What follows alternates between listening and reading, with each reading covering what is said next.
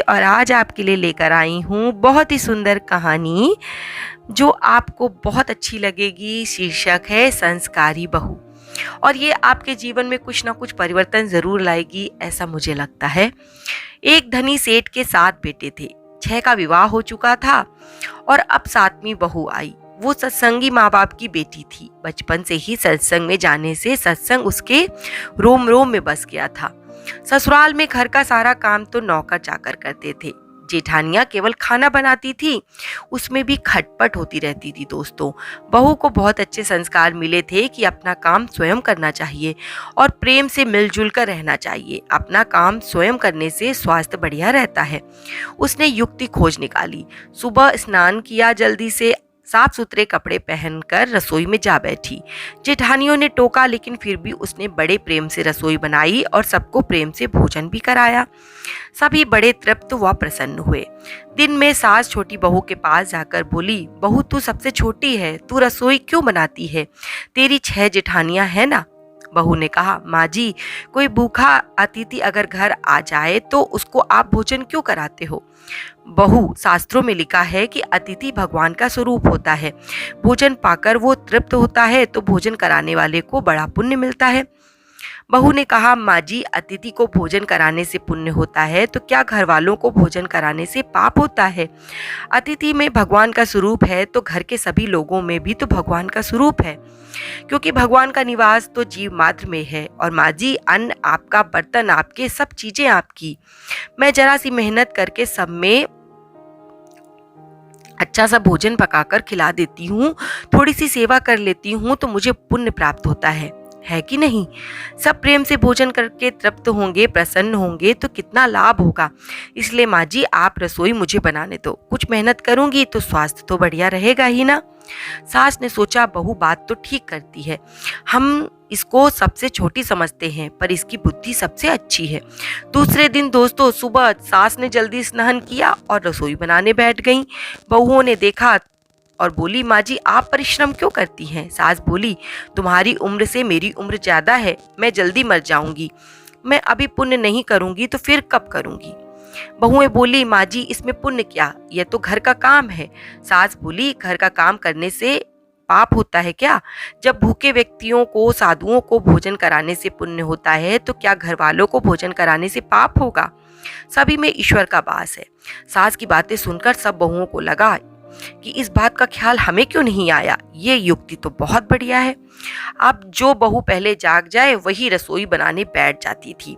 पहले जो भाव था कि रसोई तू बना, अब 6 बारी बंधी थी, लेकिन अब मैं बनाऊं, इस तरीके का भाव होता था लोगों के मन में। 8 बारी बन गई, 2 और बढ़ गए, सास और छोटी बहू। काम करने में तू कर, इससे काम बढ़ जाता है और आदमी कम हो जाते हैं। पर अगर ये सोचे कि मैं करूं, इससे काम हल्का हो जाता है और आदमी भी बढ़ जाते हैं। छोटी बहू बहुत उत्साही थी। सोचा, अब तो रोटी बनाने में चौथे दिन मेरी बारी आती है, तो अब मैं क्या करूं? घर में गेहूं पीसने की चक्की पड़ी थी, उसने उससे गेहूं पीसना शुरू कर दिया। मशीन की चक्की का आटा गर्म गर्म बोरी में भर देने से जल जाता था। उसकी रोटी स्वादिष्ट नहीं होती थी, लेकिन हाथ से पीसा गया आटा ठंडा और अधिक पौष्टिक होता है। उसकी रोटी भी स्वादिष्ट होती थी। छोटी बहू ने गेहूं पीसकर उसकी रोटी बनाई तो सब कहने लगे, आज तो रोटी का जायका बड़ा विलक्षण है। सास बोली, बहू तू क्यों पीसती है गेहूं? अपने पास पैसों की कमी नहीं। माँ जी, हाथ से गेहूं पीसने से व्यायाम हो जाता है और बीमारी भी नहीं आती। दूसरा, रसोई बनाने से भी ज्यादा पुण्य गेहूं पीसने का है। सास और जेठानियों ने सुना तो लगा कि बहू ठीक कहती है। उन्होंने अपने अपने पतियों से कहा, घर में चक्की ले आओ, हम सब गेहूं पीसेंगी। रोजाना सभी जेठानियां चक्की में 2.5 सेर गेहूं पीसने लगी। अब छोटी बहू ने देखा कि घर में जूठे बर्तन मांजने के लिए नौकरानी आती है। अपने जूठे बर्तन हमें स्वयं साफ करने चाहिए, क्योंकि सब में ईश्वर है तो कोई हमारा जूठा क्यों साफ करे। अगले दिन उसने सब बर्तन मांज दिए। सास बोली, बहू विचार तो कर, बर्तन मांजने से तेरा गहना घिस जाएगा, कपड़े खराब हो जाएंगे। बहू ने कहा, माँ जी, काम जितना छोटा उतना ही उसका महत्व है। पांडवों के यज्ञ में भगवान श्री कृष्ण ने झूठी पतले उठाने का काम किया था। दूसरे दिन दोस्तों, सास बर्तन बर्तन मांजने बैठ गईं। उसको देख के सब बहुओं ने बर्तन मांजने शुरू कर दिए। घर में झाड़ू लगाने नौकर आता था। अब छोटी बहू ने सुबह उठकर जल्दी झाड़ू लगाना शुरू कर दिया। सास ने फिर पूछा, बहू झाड़ू तूने क्यों लगाई? फिर उसने कहा, माँ जी अब आप मत पूछिए, आपको बोलती हूँ तो आप सारा काम खुद करने लगती हैं, मेरे हाथ से काम चला जाता है। सास ने फिर कहा कि झाड़ू लगाने का काम तो नौकर का है, तू क्यों लगाती है? बहू बोली, माँ जी रामायण में आता है कि वन में बड़े बड़े ऋषि मुनि रहते थे, लेकिन भगवान राम अपनी कुटिया में ना जाकर पहले सबरी की कुटिया में गए, क्योंकि सबरी रोज चुपके से झाड़ू लगाती थी, पंपा सरोवर का रास्ता साफ करती थी कि कहीं आते जाते ऋषि मुनियों के पैरों में कंकड़ ना चुभ जाए। सास ने देखा कि छोटी बहू तो सब कुछ लूट लेगी, क्योंकि ये सबका पुण्य अकेले ही लेती रहती है। अब सास और सब बहुओं ने मिलकर झाड़ू लगानी शुरू कर दिए।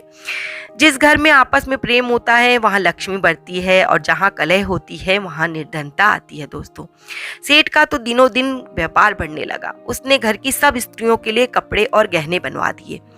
अब छोटी बहू ससुर से मिले गहने लेकर बड़ी जेठानी के पास गई और बोली, आपके बच्चे हैं, उनका विवाह करोगी तो गहने बनवाने पड़ेंगे, मेरे तो कोई बच्चा है नहीं, इसलिए इन गहनों को आप रख लीजिए।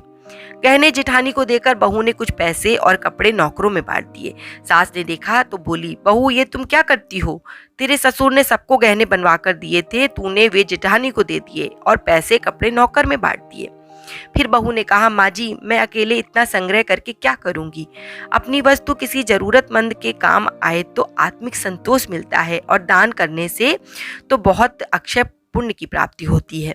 सास को बहू की बात बहुत अच्छी लगी। वो सेठ के पास जाकर बोली, मैं नौकरों में साड़ी बांटूंगी और आसपास में जो गरीब परिवार रहते हैं उनके बच्चों की फीस स्वयं भरूंगी। अपने पास जितना धन है किसी के काम आए तो अच्छा है, ना जाने कब मौत आ जाए और सब यहीं पड़ा रह जाएगा। जितना अपने हाथ से पुण्य कर्म हो जाए अच्छा है। सेठ बहुत प्रसन्न हुए। सोचने लगे कि पहले नौकरों को कुछ दे देता था तो वो लड़ पड़ती थी, और अब कहती है कि मैं खुद दूंगी। सास दूसरों को वस्तुएं देने लगी। यह देख के दूसरी बहुएं भी देने लगी। नौकर भी खुश होकर काम करने लगे और आस पड़ोस में भी खुशहाली छा गई।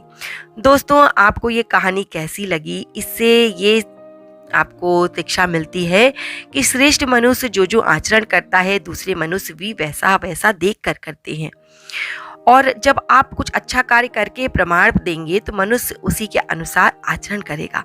छोटी बहू ने जो आचरण किया उससे उसके घर में सुधार तो हुआ ही, और साथ में लोगों की बीमारियां कम होने लगी, आपस में प्रेम और भाईचारा बढ़ने लगा। इसी तरीके से अगर आप अपने घर के सारे काम मिलजुल कर करेंगे तो पैसे की भी बचत होगी और घर में प्रेम सद्भावना बढ़ेगी। और अगर आपको कहानी पसंद आई हो तो आगे शेयर कर दीजिएगा, और ऐसी ही अगर कहानियाँ आपको सुनने का शौक हो तो मेरे चैनल को सब्सक्राइब कर लीजिएगा। धन्यवाद।